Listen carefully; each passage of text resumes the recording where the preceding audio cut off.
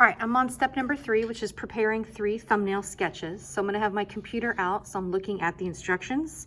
It says draw 3 rectangles on 1 page in your sketchbook, and they should take up the whole page. So here's the page in my sketchbook, and I'm giving you an example of 3 different rectangles. They also have grids on them, so I'm telling you to lightly sketch out a rule of thirds grid as seen below in each of your rectangles. So I'm gonna go ahead, sketch my 3 rectangles, not using a ruler, not spending a lot of time. All right, rectangle number 1, I'm gonna make one vertical to get different compositional layouts. And number 3. Didn't take up the whole page, did it? But they're large enough that I can see what's going on.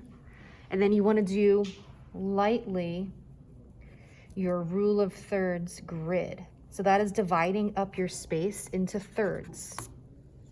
It's going to help you when you draw it, and it helps organize your composition. So I'm trying to do kind of a dotted line or a broken line.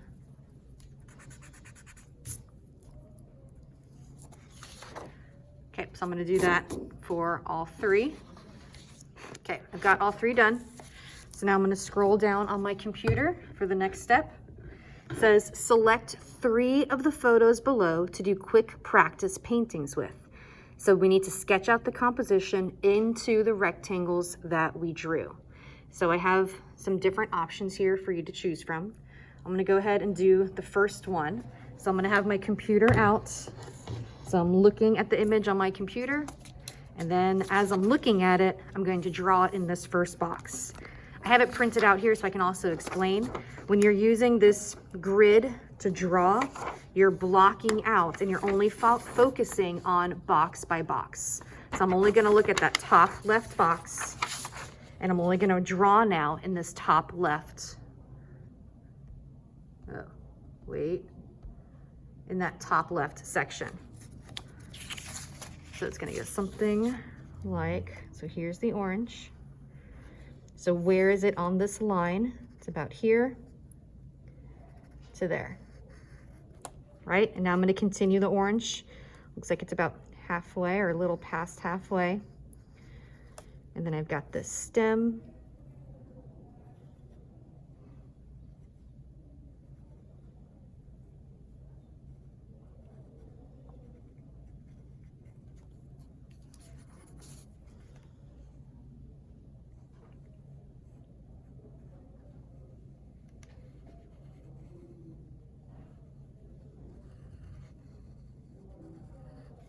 Okay, now we have to ground it.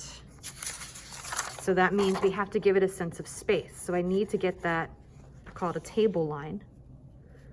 And then any object that's sitting on a surface is going to cast a shadow. So make sure we always include a cast shadow.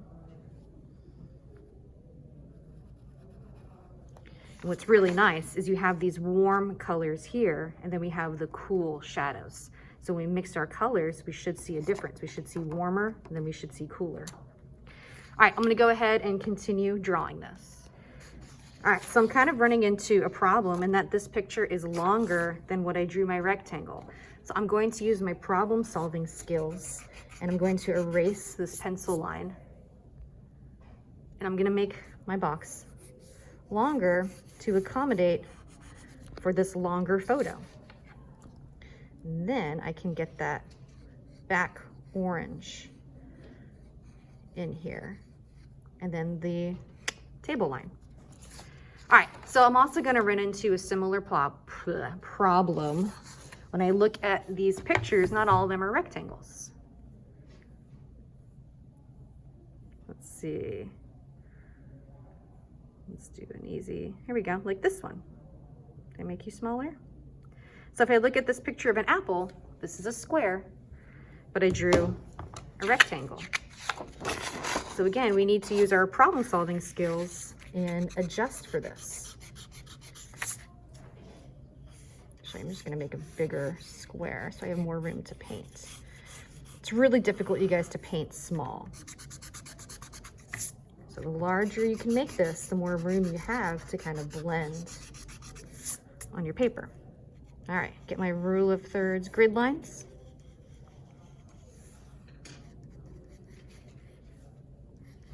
And then I can start drawing that composition.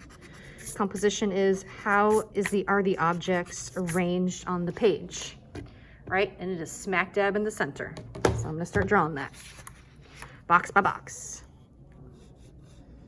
And you don't have to watch this. You can fast forward.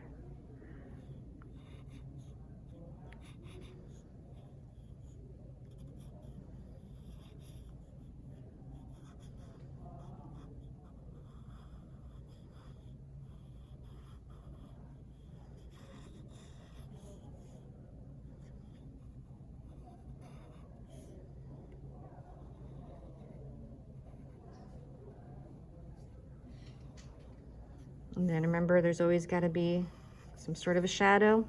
I'm just going to give it a table line, even though there isn't one in the photo. Also, we can erase those grid lines. That was just for drawing it. When we paint it, we don't want the grid lines on there.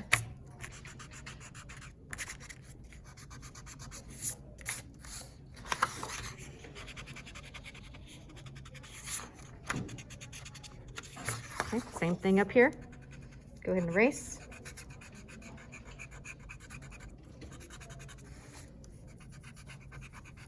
Before we start to paint.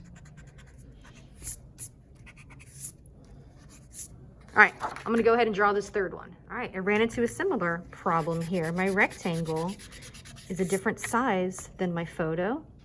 So again, I'm gonna use my problem solving skills. I got skills. And I'm going to change the shape of this rectangle.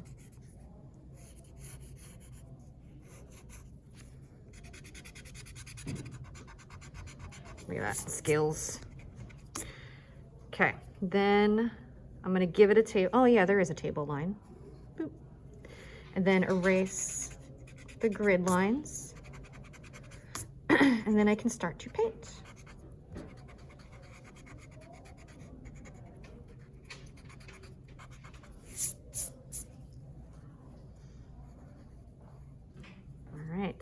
I also might want to lighten. You want to make things lighter so you don't see your pencil through your paint. You can kind of lightly go over your pencil. It's kind of up to you. All right, I'm ready. All right, for painting, remember you need all of your tools. I like using the flat paint brushes for doing blending. It looks like a rectangle, basically. You gotta have your paint. This is the same paint I used for that last painting demo. I haven't changed anything. Paper towel, cup of water. I'm missing an apron, but hopefully I will not put paint on myself. And then you need to have your reference photo. I'm using one printed out just so I can talk to you about it, or you guys have the photos, oh geez, right on canvas on this assignment. And then if you want to have your sketchbook page where you took all of your notes, that might also be something helpful. All right, so first thing I'm going to do is the goal here is we're trying to match the observed hues. Hue is fancy for color, right? We're trying to match these observed colors. So the way I'm gonna get this color, it looks like a really yellow orange, and then it goes more orange, and then it looks duller. So to dull orange, you use your complementary color, which is blue. So first thing I'm gonna do is I'm just gonna paint this orange. Remember, you can also use the inside of your lid as a painting palette. So to make orange, you're gonna start with your yellow. Let's get more, so I don't have to make more. I'm going to use my light or my bright red. Mix it in. Oh yeah, there's my orange. Okay, so I'm going to paint my orange.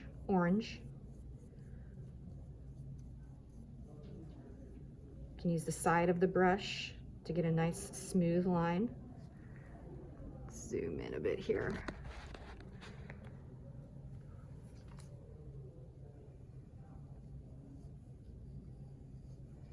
Now you can tell it's really transparent. So I'm gonna try to get another coat. I just got more paint. Trying to get another coat on top of that. Okay, so while this is wet, this is when I want to add and blend and work right into it. So I can see on this photo, it's very yellow-orange up in that top right section. So I'm gonna try to add yellow right into it while it's wet. So it's picking up that wet orange paint and kind of mixing it, right? So now I still have more yellow on my brush, I can see it. I'm gonna try to get that yellow off. And then use the flatness of my brush to blend. You also have 10 tools right here. So I'm gonna use the yellow, it's still on my brush. Keep curving into that orange. Think about your cross contour lines as you paint. You still want your brush strokes to curve with the form of the orange. All right, then I'm gonna add little hints of white in there. So I'm gonna use the corner of my brush, get a little tiniest bit of white, try to get my highlight.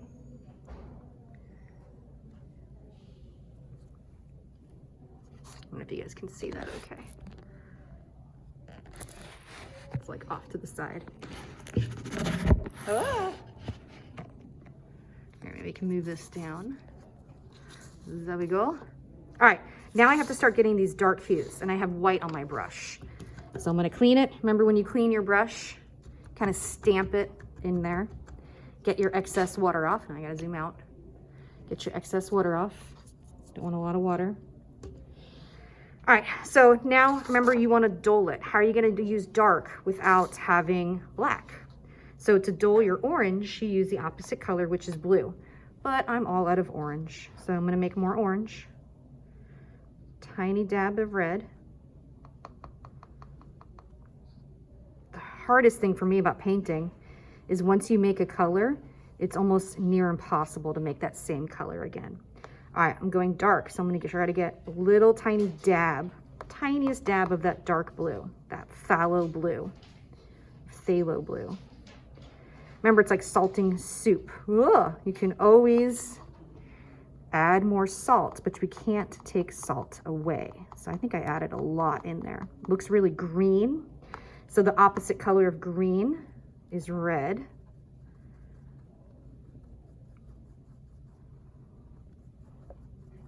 It's a nice kind of neutral, dark tone. So now I'm going to try to shade using what's on my brush. You can use the corner. Now I want to try to blend this into the orange. That is already dry. So I'm gonna have to make more orange. Quickly, don't check your phone. Oh my gosh. Get more yellow, dab of red. Don't check it, don't check that phone. Paint's drying. This is serious.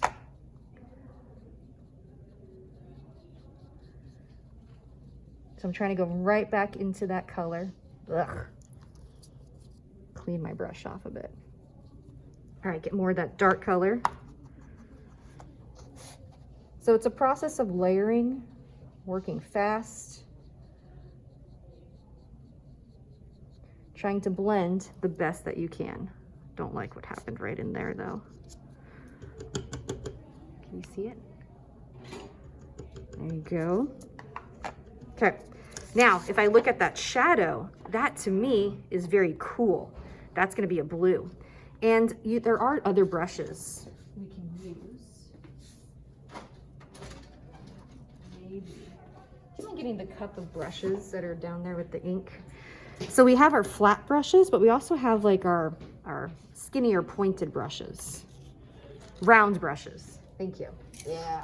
So these ones are all called round brushes. So I'm gonna use a round brush.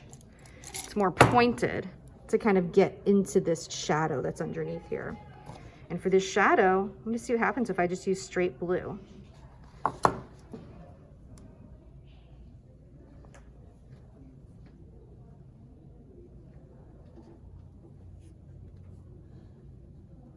I can get a little bit of water, and I can use that water to kind of spread it out. The water also lightens it, makes it thinner, easier to use.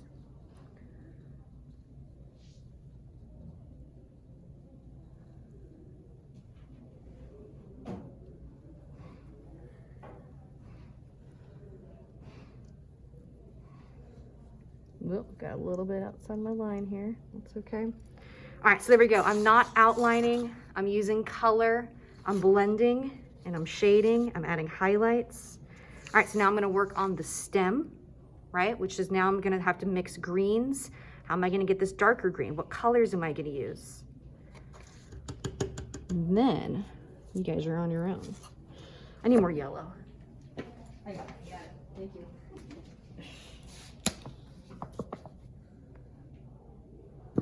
Okay. It's out. All right, so for green, we need yellow. I'm gonna use a touch of this bright blue, cobalt.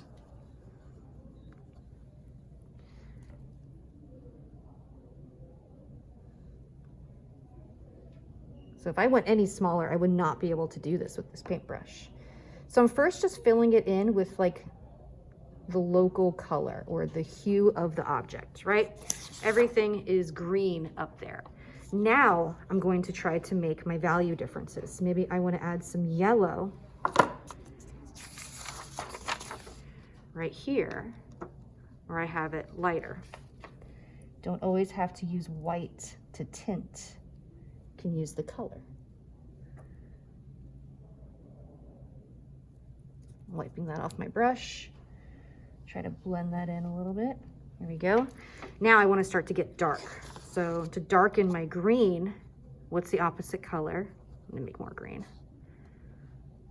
Okay, so what's the opposite color to green?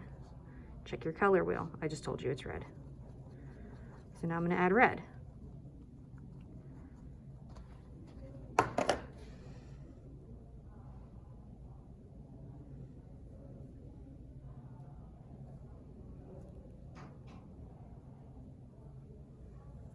It's really dark right there. So I'm gonna try what's gonna happen now if I try some of that dark blue.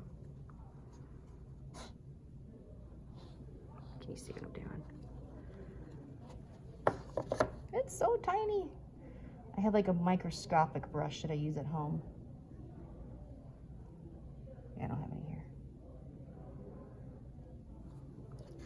All right, that's my one orange. So we're also painting the negative space, right? The table, the background, all three oranges. You guys are practicing on blending, on matching colors, and I'm excited to see it. Good luck, have fun.